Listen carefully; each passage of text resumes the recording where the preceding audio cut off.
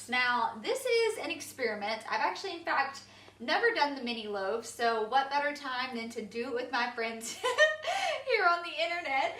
But I have made a sourdough pumpkin loaf with just one loaf of sourdough, and this is really fun to do seasonally. In the fall time, it makes a beautiful tablescape, and it also just makes your food really appealing, right? We eat with our eyes, we hear that all the time, but it's so true. And so I love to visually create things, especially as we're transitioning into fall and winter. It's when we're just really getting cozy, and I really just want to make cozy, beautiful food.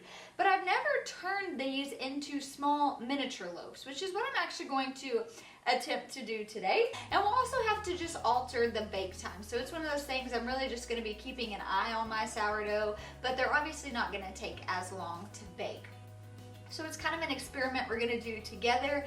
I started my dough last night. I let it bulk ferment overnight, which is the perfect schedule for us busy moms, because then it can do all the work while we're sleeping and we do not have to worry about it. So I love that schedule. And then when I woke up this morning, my dough had doubled. It was nice and fluffy and beautiful. And so we're just moving into shaping them and moving on to that second proof. So after this is where I'll show you guys how to make that fun pumpkin design. It's actually way easier than you might think.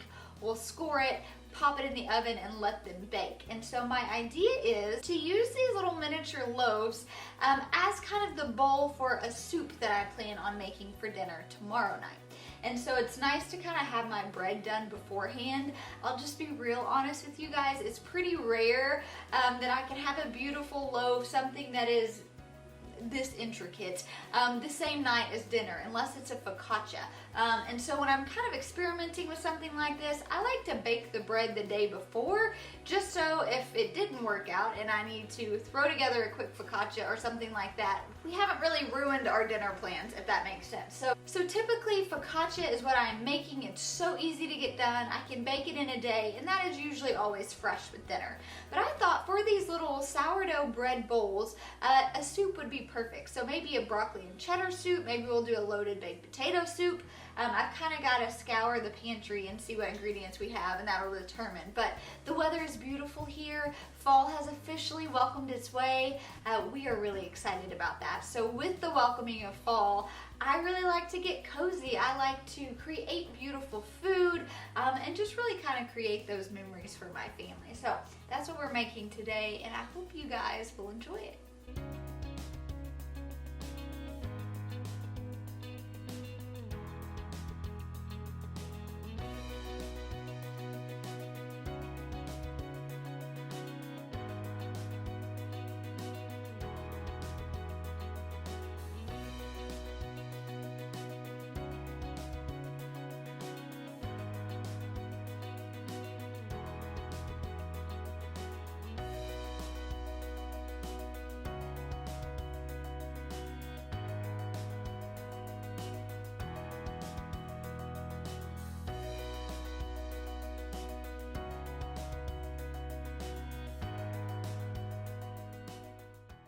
What a better way to spend this day than cozy up in the kitchen baking with some of my favorite internet friends. So first of all, just thank you guys. I absolutely I think revel so often in the fact that I get to share my life with you guys, and it looks like this. It looks like beautiful, cozy homemaking. I remember a time in my life where it did not look like this at all. My days were hectic, they were crammed packed, and I was just living that grind, that hustle that so many times we either get caught up in ourselves or maybe we see other people doing.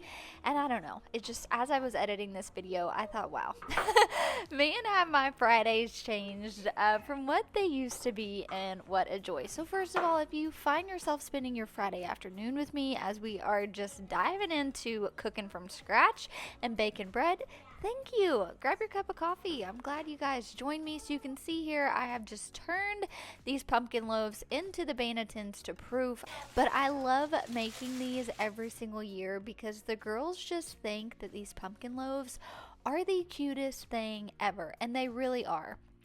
I will say the first time I made it, the strings and everything like that, I had to watch a few YouTube tutorials myself, but once I got the hang of it, it became so simple, and these are so fun. So I'm actually going to be making a lot of these for our Thanksgiving dinner, but it was fun to kind of play around with these for the recipe I have. I did add pumpkin puree because I just canned some pumpkin puree, but you can just make a standard loaf of bread with this, or you can get super creative and festive for Thanksgiving, or if you're gonna alter this a little bit, there's other fun shapes and such you can do for Christmas. But I just want to chat with you guys about cooking from scratch for your large family. Even if you don't have a large family, I will say I have just recently entered into this large family era, and so I'm trying to figure out, how do I still cook from scratch for my family when it takes forever? And when I chat with friends, I chat with family,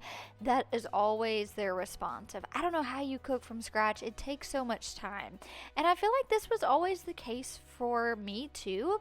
And I feel like part of that was because I just wasn't familiar with cooking. I had to do everything based off of a recipe. I really wasn't just comfortable with grabbing ingredients from my kitchen and just experimenting. And so that added a level of stress, if you will. But I will say, as I've become more comfortable in the kitchen, it's really made cooking from scratch so much easier. Now I'm going to break real quick, give you guys one of my best pro tips if you're making this myself, and then I'll pop back in and share with you guys my tips for cooking from scratch, no matter your family size. If you're just cooking from scratch and it's just you and your spouse, if you're cooking from scratch and you've got 1 kid, 3 kids, 5 kids, etc., I'm hoping what I have to share is going to help you even in the slightest bit, because it truly has been a game changer for me with finding joy with baking from scratch and cooking from scratch, and just eliminating the overwhelm that so often is associated when you tend to bake and cook this type of way. All right, so a little pro tip. Typically, I'm letting my bread cool in the Dutch oven before I'm ever taking it out and messing with it. However, I only have 2 Dutch ovens and 6 loaves of bread. So when I'm having to move these loaves out onto a baker's rack just to be able to bake the other loaves. But I went ahead and I cut the strings when they were hot. You guys, this is a game changer. So I have tried to let my bread completely cool before I actually take the strings off, and they stick. You get little particles of that twine left in your loaf. It's just not enjoyable at all. So there are a few things you can do. You can actually coat your string in some sort of oil. I've done this before. I do not prefer this method. It's very messy, unnecessarily messy, I will say. And so I just don't love that. And so I found if you actually cut the strings when the loaf is still hot, they slide off with ease. So I really recommend you guys doing that. But I would love to know in the comments, have you made this pumpkin sourdough loaf? And if you haven't, do you plan on making it? I love making this every year because, one, I can make this with just my standard artisan loaf and still make it the pumpkin shape, and it feels super festive. The kids absolutely love it. This one I did actually put pumpkin puree in, and so it's just got that nice fall flavor. But this is so versatile because while I am using this as a savory loaf, you could easily make it as a sweet loaf. So you could add seasonal nuts, things that make you think about that fall holiday. You could add macadamia nuts and white chocolate chips. You could add cinnamon, clove, pumpkin pie spice. You could easily make this a dessert loaf, which I think would be really, really fun as well.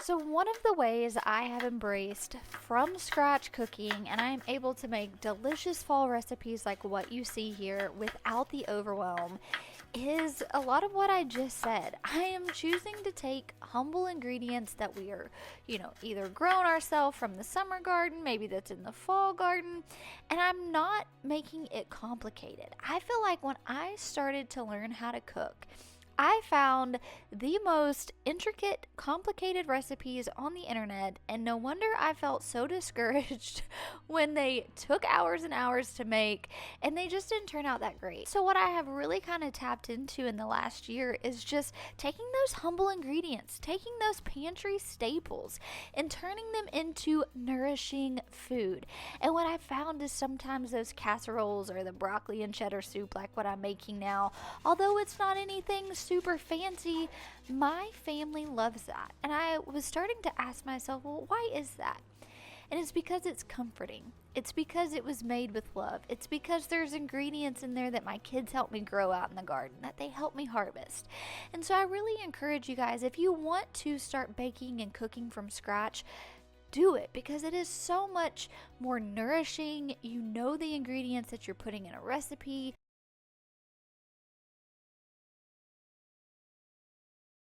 But I wanted to share one more tip with you before I go. If you're wanting to cook from scratch nourishing meals, here is something I learned that has been life-giving. Do not feel like you have to do it all the same day. So I mentioned here, I actually made my bread the day before we served it, as well as the broccoli and cheddar soup. So if you can make sourdough at the beginning of the week to have throughout the week for your meals, or you can make ahead some soups, chilies, stews, crock pot meals, and they're from scratch and they're nourishing, you guys take that win, especially if you are just trying to start cooking from scratch. But if I were to have made this, broccoli and cheddar soup and the sourdough the day of, I would have been in the kitchen all day and honestly probably stressed out. So figure out what you can prep ahead, make the day before, pop on the stove or in the crock pot, and I promise you, you'll thank me later. See you next week.